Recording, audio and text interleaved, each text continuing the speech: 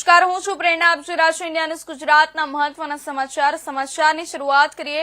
ધરમપુર તાલુકાના ધારાસભ્ય અરવિંદભાઈ પટેલે ધારાસભ્ય તરીકેની પરંપરા મુજબ આ વર્ષે પણ આશ્રમ શાળાના વિદ્યાર્થીઓ સાથે દિવાળીનો ઉત્સવ ઉજવ્યો. ધારાસભ્ય વર્ષોથી આ પરંપરાને જાળવી રહ્યા છે અને બાળકો સાથે તહેવાર ઉજવવાનું કાર્ય સમાજમાં એક સુંદર સંદેશ આપે છે. આ પ્રસંગે ધારાસભ્ય અરવિંદભાઈએ વિદ્યાર્થીઓને દિવાળીના પ્રસંગે મીઠાઈ, ડ્રેસ અને જીવન ઉપયોગી વસ્તુઓનું વિતરણ કર્યું હતું. વિદ્યાર્થીઓ સાથે રમતો અને સામાજિક પ્રવૃત્તિઓનું આયોજન પણ કરવામાં આવ્યું હતું, જેથી બાળકોના આનંદ અને સહકારનો ભાવ ઉભો થયો હતો. ત્યારે આ કાર્યક્રમ ધારાસભ્યના પરિવારના સભ્યોની હાજરીમાં યોજાયો હતો, જેમાં પરિવારના સભ્યો પણ વિદ્યાર્થીઓ સાથે મળીને તહેવારની ઉજવણીમાં જોડાયા હતા. 25 વર્ષથી આ આશ્રમ શાળાનું સંચાલન હું કરું છું.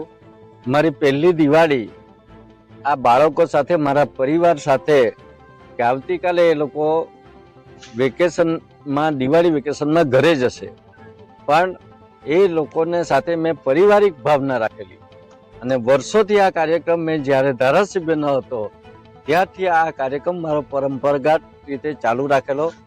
અને આજે જે દિવાળી વેકેશન આવતીકાલથી શરૂ થવાનું છે, એટલે મેં બાળકો માટે મીઠાઈ, જમવાનું, ફટાકડા, એ દિવાળી જે ઘરે હું કરું એના કરતાં અતિ ખુશી આ બાળકો સાથે દિવાળી કરું એમાં મને થાય છે. આજે શહેરી વિસ્તારના બાળકો તો એ લોકોને પૈસા ટકાના હોય, પણ આ બાળકોને માટે ઘરે જઈને એ લોકો માટે આવી કોઈ એના વાલીઓ સગવડતા ન આપે, એ સગવડતા આજે મેં પ્રયાસ કર્યો છે કે આપણી આશ્રમ શાળામાં બાળકો જે છે એ બાળકોને શિક્ષણ સાથે સારા સંસ્કાર પણ મળે ને આ દિવાળીની ઉજવણીની ખુશી ઘરે જઈને પણ એ લોકો એમના માતા પિતાને પણ કહે.